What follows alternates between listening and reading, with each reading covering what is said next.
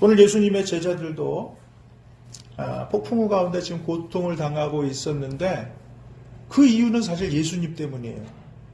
22절에 보시면은 예수님께서 즉시 제자들을 재촉하사. 오늘 본문에 즉시라는 말이 한 3번 정도 나오고 있는데 즉시 제자들을 재촉하사. 뭐한 즉시냐?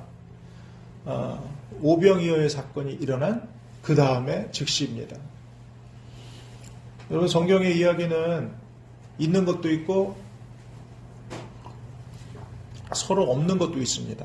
모든 성경에 다 나온 기적은 드물어요.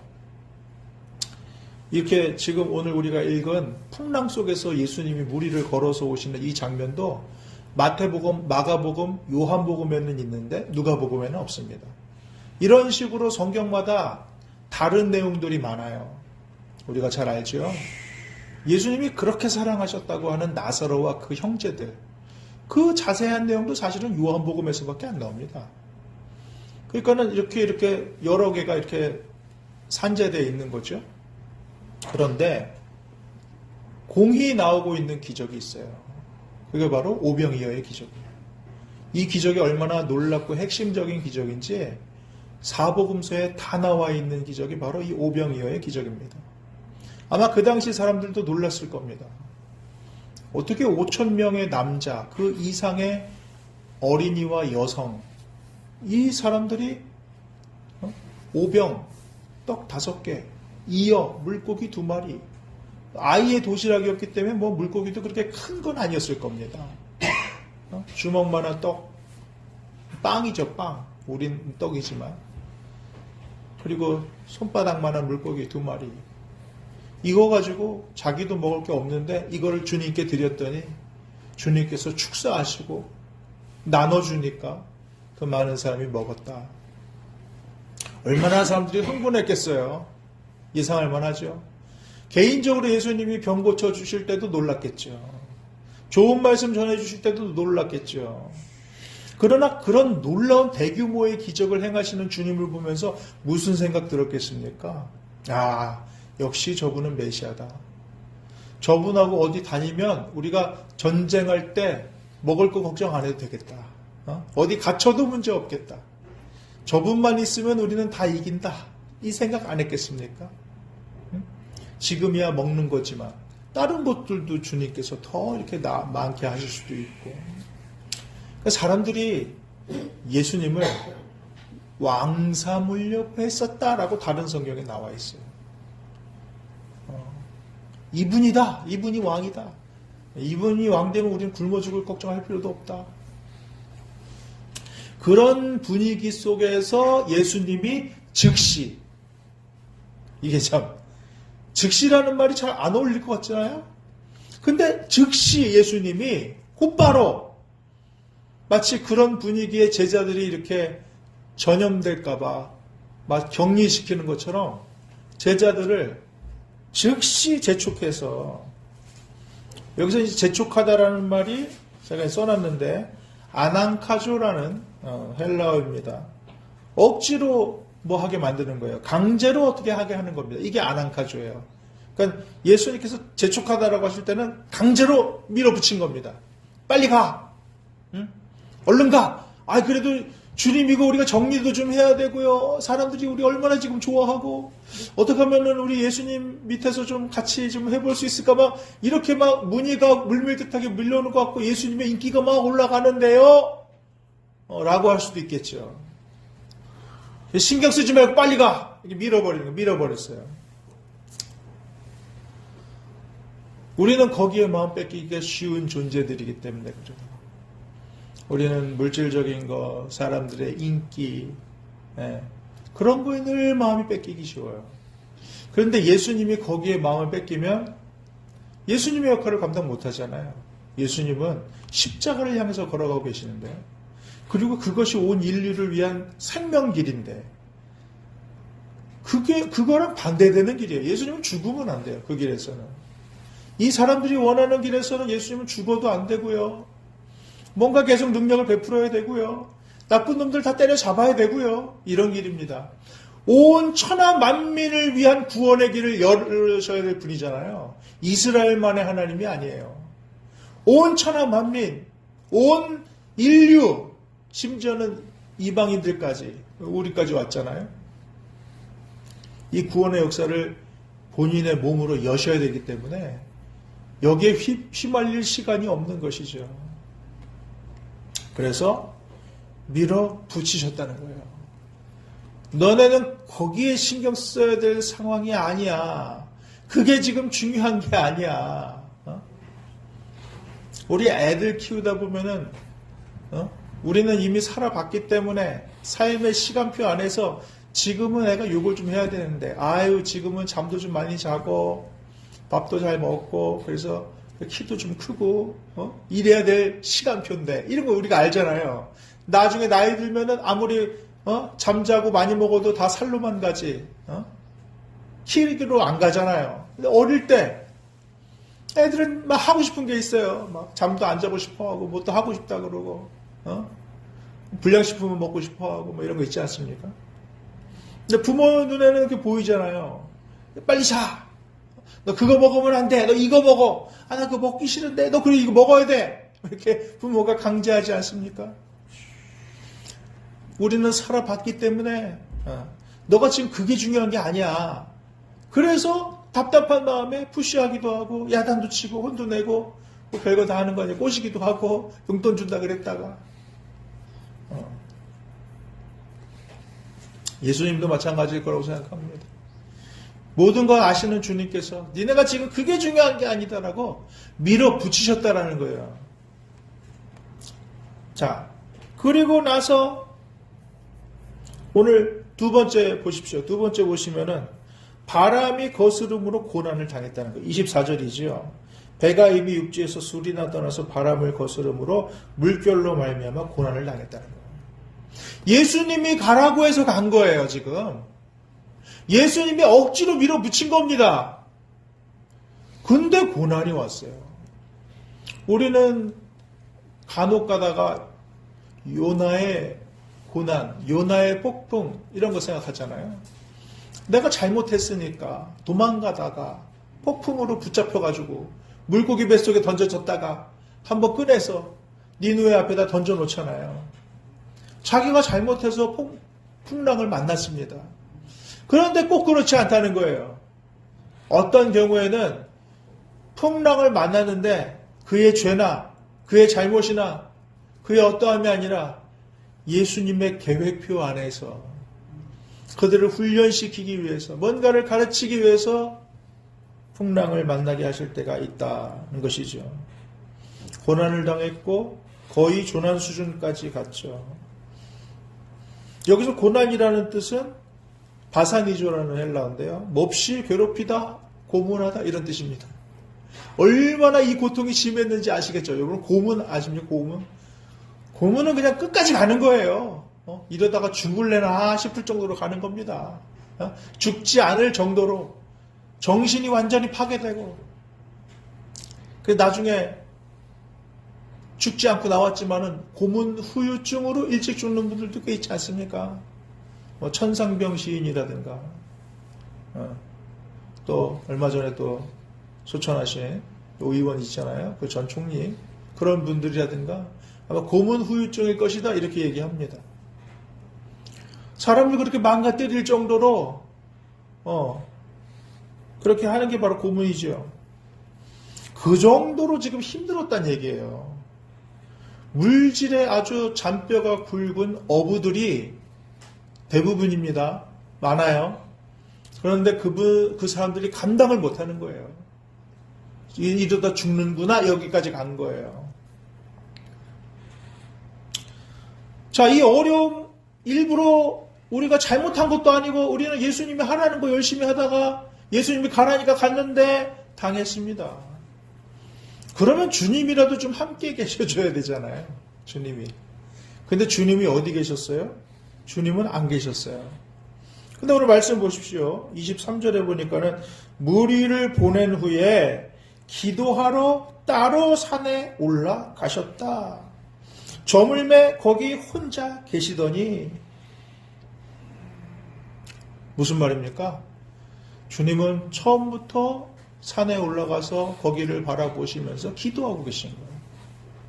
마음이 제자들한테 가 있는 거예요. 지금 제자들 훈련으로 보낸 겁니다.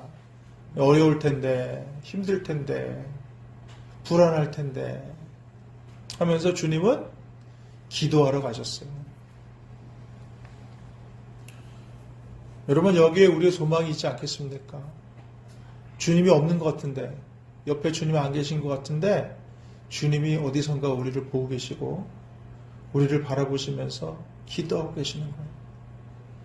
베드로가 기도하라 그럴 때마다 기도하지 못하고 졸 때 깨어서 기도하라 하면서 사탄이 밀가부를 한다고 했어요. 그러면서 너를 천부한다 그랬어요. 그런데 너는 회복된 후에 형제들을 이끌어라 하면서 내가 너를 위해 기도했다라고 말씀하고 있는 겁니다. 우리는 베드로가 알아서 잘 돌아온 것 같잖아요. 그런데 거기 예수님이 마음을 쏟아 기도하고 계신 그 예비하심이 있었다는 겁니다. 여러분, 우리도 어떻게 보면은 내가 어떻게 하다가 알아서 잘 돌아온 것 같잖아요. 주님이 어디선가 우리를 바라보고 계시면서 우리는 안 보여도 주님이 기도하고 계시고 우리를 위해서 주님의 마음을 쏟고 계시다는 것을 여러분 기억하시길 바랍니다. 밤 사경은 새벽 3시에서 한 6시쯤 됩니다. 예수님께서 무리를 걸어서 오셨잖아요. 그러면서 뭐라고 말씀하십니까? 사람들은 유령이다 그러는데 내니 옛날 성경에서 개역 성경에서는 내니 이렇게 돼 있어요. 요새 번역에서는 나니 이렇게 돼 있습니다. 나니까 두려워하지 마 이렇게 말씀하셨어요. 근데 여러분 이게 그냥 위로의 말씀이 아니에요. 여기서 나니가 헬라어로 보니까 에고 에이미예요. 에고 에이미. 에고 에이미가 무슨 뜻이냐면 나는 뭐다. 나는 어떤 존재다. 이런 뜻입니다. 그래서 나는 포도나무다. 너희는 가지다 할 때 거기 두세요. 나는 생명의 떡이다. 근데 이게 가장 먼저 쓰인 데가 어디냐면은 출애굽기 3장 14절이에요. 하나님의 이름을 부를 때 나는 스스로 있는 자다 라고 말하는 거, 그거는 히브리어로 기록이 돼 있잖아요. 이거를 최초의 헬라어 번역인 70인역에서는 이 70명의 랍비들이 번역했다 그래서 70인역인데요. 여기서는 에고 에이미로 번역이 되고 있습니다. 내가 스스로 존재하는 하나님이다 라는 말을 할 때 에고 에이미 있었다. 예수님께서 오늘 나다라고 말씀하실 때 선생님 일 수도 있겠죠. 그러나 근본적으로 내가 니네 스승이면서도 내가 바로 하나님이다. 하나님이 내가 왔다 걱정하지 마라 이렇게 말씀하시는 거예요. 여러분 좀 이해 안 되시지 않습니까? 풍랑부터 멈추게 해주면 좋잖아요. 지금 제자들이 두려운 게 뭐 때문이에요? 풍랑 때문입니다. 미친 바람 때문이에요. 이거 처음부터 멈춰주면 좋잖아요. 문제 해결해주면 좋잖아요. 됐대. 아직 두려움도 떠나가고 문제 될 것도 없는데 굳이 아직 풍랑도 잠잠하게 안 해주고 바람도 안 멈춰주면서 내니 두려워하지 말라. 주님께서는 일하시는 순서가 있다는 것을 우리가 알게 됩니다. 문제 해결이 주님한테는 사실 별로 중요하지 않아요. 어려운 일도 아닙니다. 우리한테 굉장히 어려워요. 불가능에 가까워요. 그러나 주님께는 사실 아무것도 아닙니다. 손바닥 뒤집는 거예요. 온 천지, 이 온 우주를 지으신 하나님이 뭐가 힘들겠어요? 티끌에서 인간을 만들어내시고 동물들 만들어내시고 모든 식물 만들어내신 하나님인데 뭐가 힘들겠어요? 아무것도 힘든 일 없어요. 그런데 주님은 뭐에 관심이 많냐? 우리의 마음에 관심이 있으세요. 우리가 두려워하지 않는 거, 우리의 마음이 먼저 잠잠해지는 거, 여기에 주님은 관심이 있으십니다. 여러분 기도하실 때 보면 그럴 때가 많지 않아요? 한참 기도하다 보면 아직 문제 해결이 하나도 안 됐는데 어느 순간 하나님이 우리 마음 가운데 임하시니까 그래 하나님이 하시겠지. 그래 하나님이 그런 확신을 확 주시고 마음이 갑자기 든든해지고 여러분 그런 날 있지 않습니까? 저도 그런 날이 많았어요. 교회에 아무도 없는데 이 교회는 아니에요. 옛날에 교회 문 따고 들어가가지고 혼자 사람이 아무도 없는데 새벽에 혼자 교회 가가지고 앉아서 하나님 저는 어떻게 해야 됩니까? 이러고 앉아있으면 해결된 건 없어요. 그러나 하나님께서 내 마음에 말씀하시는 것 같아요. 그래서 제가 그 자리에서 한참 울면서 기도하고 일어설 때는 그래 하나님은 선하시니 우리 하나님이 하시겠구나. 그럼 우리 하나님이 하시지. 이 믿음 가지고 일어나게 되더라고요. 변한 건 아무것도 없지만 제 마음이 변했어요. 하나님이 응답 주셨습니다. 그리고 진짜로 얼마 되지 않으면 하나님께서 하나님의 방법대로 역사하시는 것을 보게 됩니다. 하나님의 관심은 거기 있죠. 우리의 싸움은 사실 거기 있는 겁니다. 우리가 애쓰고 싸워서 문제를 해결하는 게 아니라 하나님 앞에서 우리의 마음을 드리고 우리의 마음 안에 있는 전쟁터에서 승리하게 되면 나머지는 하나님이 하시는 거죠. 하나님이 해결하시고 하나님이 잠잠하게 할 거 잠잠하게 하시고 하나님의 일에는 순서가 있는데 먼저 우리 마음 가운데 역사하신다. 그래서 두려워하지 말라라고 말씀하시는 거예요. 내가 하나님인데 내가 지금 여기 왔잖니? 두려워하지 말라. 자, 이런 놀라운 일들 가운데 더 놀라운 일을 행하시는 사람이 있죠. 베드로입니다. 베드로가 뭐라 그럽니까? 만일 주님이시거든 나를 명하사 물 위로 오라 해주십시오. 이렇게 말했습니다. 그랬더니 주님이 와라. 대단한 일이죠. 아무도 그런 얘기 한 사람이 없어요. 베드로만 그 얘기를 했습니다. 자, 그래서 진짜로 가는데 갈 수 있는 거예요. 물 위를 걸었다 그랬습니다. 베드로가 배에서 내려 물 위로 걸어서 예수께 가되. 예수님 말고 물 위를 걸은 사람은 베드로밖에 없잖아요. 대단한 겁니다. 그런데 문제가 생겼어요. 30절에 보니까는 바람을 보고 무서워서 빠져가는지라. 예. 바람은 어떻게 봅니까? 바람이 보입니까? 바람은 안 보여요. 그런데 오늘 표현은 뭐냐? 바람을 봤다는 거예요. 뭘로 볼 수 있습니까? 아마 소리로 봤겠죠. 바람이 훅 불고 얼굴에 느껴지고 마치 보이는 것처럼 바람을 체감하는 겁니다. 또 풍랑이 일고 여전히 철썩하고 뭐 이런 거 보니까 마음에 요동이 생긴 겁니다. 그래서 믿음이 떨어졌어요. 그래서 물에 빠져가는지라. 주여 나를 구원하소서. 그러니까는 주님께서 즉시 손을 내밀어서 그를 붙잡으셨어요. 그러면서 뭐라 그래요? 오늘 네 번째죠. 믿음이 작은 자요. 왜 의심하였느냐? 이렇게 말씀하십니다. 믿음이 작은 자요. 여기서 작다라는 건 뭐냐면 없다라는 말은 아니에요. 그런데 원어를 보면 지속성이 없다. 단기적이다 이런 뜻이에요. 그러니까 우리가 믿음이 있다고 하면서도 지속성이 없을 때가 있어요. 어느 때는 또 되게 믿음 있는 것 같습니다. 되게 막 하나님 나 그냥 내게 역사하시고 기도도 응답해 주시고 근데 또 어느 때 가면 아휴 나는 깡통이야. 나는 기도도 못해. 이래서 내가 기도 뭐 하는 역사 하시겠나 뭐 이럴 때도 있어요. 이게 왔다 갔다 한단 말입니다. 이게 뭐예요? 지속성이 없다는 거예요. 단기적으로는 되게 되는 것 같은데 또 조금만 있으면은 조금만 어려우면 금방 확 가라앉고 네? 이럴 수 있다는 거예요. 베드로처럼. 그런데 뭐라 그래요? 믿음이 작은 자여 왜 의심하였느냐? 의심이라는 것은 뭡니까? 여기서 디스타조라는 말인데 두 갈래 길에서 머뭇거리는 걸 말해요. 그러니까 두 갈래가 뭐겠어요? 주님하고 풍랑이에요. 주님하고 풍랑. 주님 붙들었으면 풍랑의 영향을 안 받으면 돼요. 그런데 풍랑을 보니까는 다시 주님 잡은 손이 떨리는 거예요. 그 믿음의 손이 떨리는 거예요. 이게 왔다 갔다 하는 거죠. 주님 받다가 풍랑 받다가 주님 받다가 풍랑 받다가 이렇게 되는 거예요. 사실은.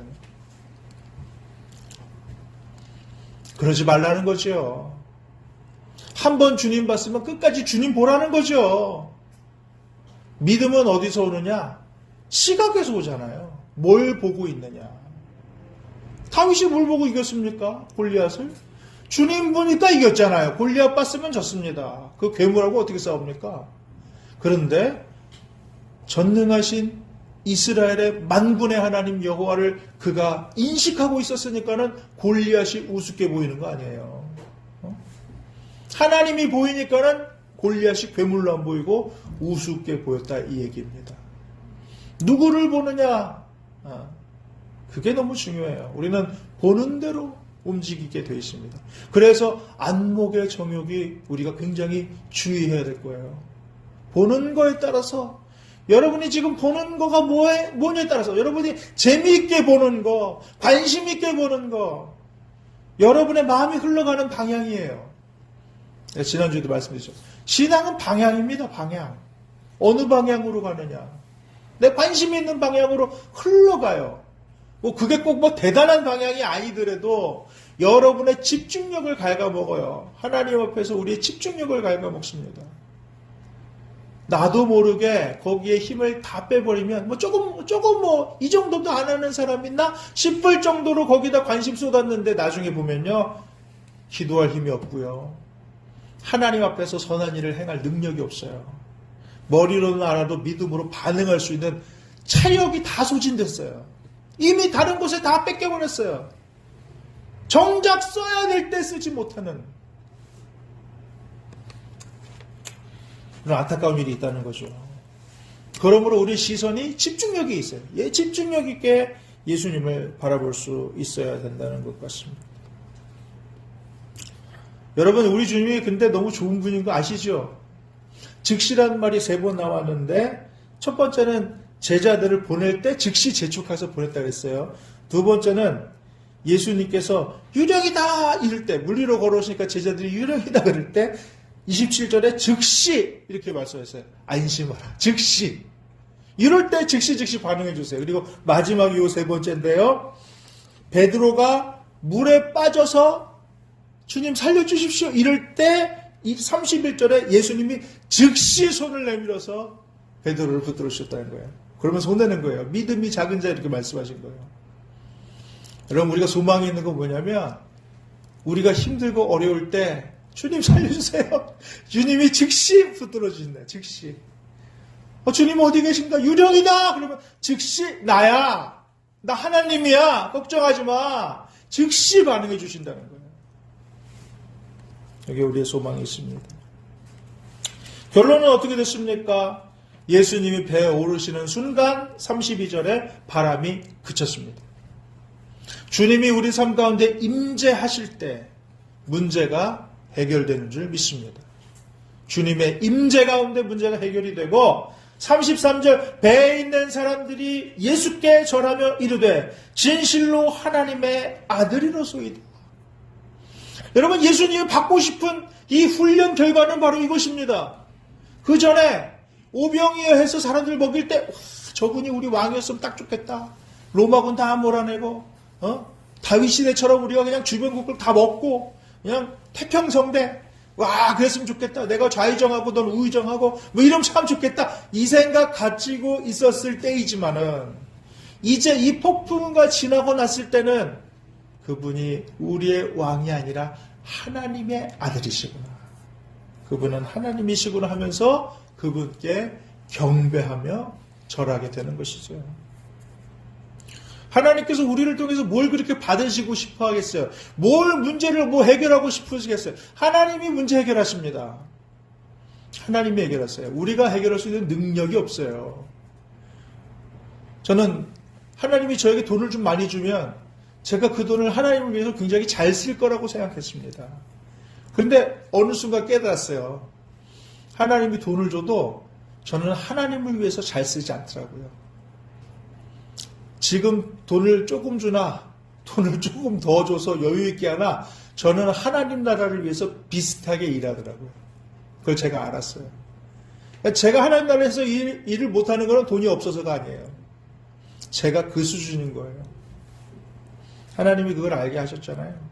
문제를 해결하고 뭔가를 해결하는 것은 하나님이에요. 우리가 아닙니다. 우리는 그냥 어느 상황에서도 내 수준만큼만 하나님 나라를 위해서 일하는 거예요. 여러분에게 돈이 더 많이 생기고 영향력이 더 많아지고 뭔가를 더 얻게 되면 그게 정말 하나님께 영광이 되겠습니까? 어쩌면 여러분에게 더 유혹거리가 많아질 수도 있어요.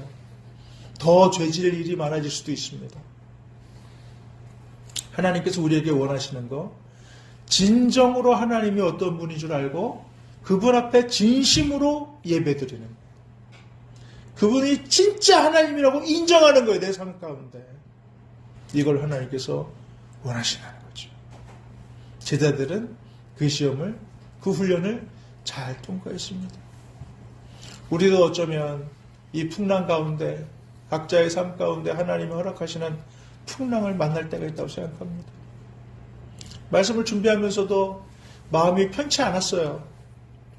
우리 박국자 권사님 생각에 마음이 편치 않았어요. 계속 하나님께 물어봐요. 하나님, 저 가정에 하나님이 하실 일이 뭡니까? 하나님 뭘 가르치시길 원합니까?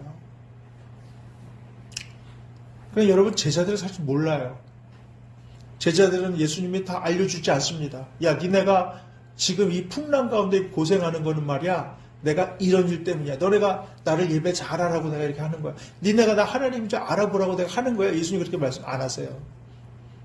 제자들은 몰라요. 그냥 떠밀려서 가라 그러니까 가고, 풍랑 만나고 죽을 둥 살둥하면서 주님 살려달라고 하는 거죠. 그러나 우리를 그 가운데 밀어넣으시고 지켜보고 계시는 예수님은 계획이 있으세요. 계획도 있고 생각도 있고 능력도 있으십니다. 우리는 그 주님을 바라봐야 승리하게 될 줄 믿습니다. 주님을 바라보실 수 있길 바랍니다. 어떤 상황에서도 주님을 바라보시고 계속 풍랑이 일고 주님이 우리 배 안에 좌정하실 그 시간까지, 주님이 이제 훈련 끝났다고 말씀하실 때까지는 계속 풍랑이 일고 마치 바람이 눈에 보이는 것처럼 강하게 시끄럽게 소리내고 폭풍우를 일으키고 우리 뺨을 칠지도 모르겠습니다. 그런 상황에서도 필요할 때 주님 저 붙들어 주십시오. 저는 죽을 것 같습니다. 주님 저를 좀 건져 주십시오. 제 힘으로 이 길을 못 가겠습니다. 라고 주님께 말씀드리면 우리 주님께서 순간순간 손 내밀어서 우리의 손을 잡아주시고 우리를 끌어올려 주시고, 어떨 때는 왜 이렇게 넌 믿음이 없냐 찬망하실지라도 우리를 결국은 승리의 길로 이끌어 가실 줄 믿습니다. 그 주님이 우리 하나님이시길, 그 하나님을 온전히 경배하는 저와 여러분 되시기를 주님의 이름으로 축복합니다. 기도하겠습니다.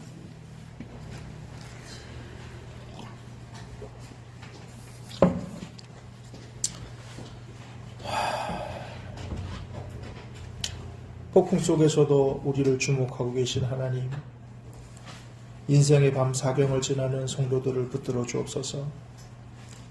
우리 인생의 거센 풍랑이 우연이 아니라 우리를 더 깊은 믿음으로 인도하시는 하나님의 강권적인 사랑임을 깨닫게 하옵소서. 파도 소리에 마음 뺏기지 않게 하시고 안심하라 말씀하시는 주님의 음성에 귀 기울이게 하옵소서. 괴로움에 원망하며 울부짖던 우리를 용서하여 주시며 마음에 의심이 들어 두 갈래로 나뉘어져 있을 때 즉시 손 내밀어 우리를 건져 주옵소서. 우리의 믿음이 작고 연약하여 쉽게 흔들릴지라도 우리를 붙드시는 주님의 손은 결코 흔들리지 않음을 신뢰합니다. 주님 음성에 의지하여 믿음의 발을 내딛는 용기와 담력을 허락하시고 인생의 폭풍우가 지나간 자리에 오직 주님만 하나님의 아들이심을 고백하는 진정한 예배가 회복되게 하여 주옵소서. 우리의 영원한 피난처 되시는 예수 그리스도의 이름으로 기도합니다. 아멘.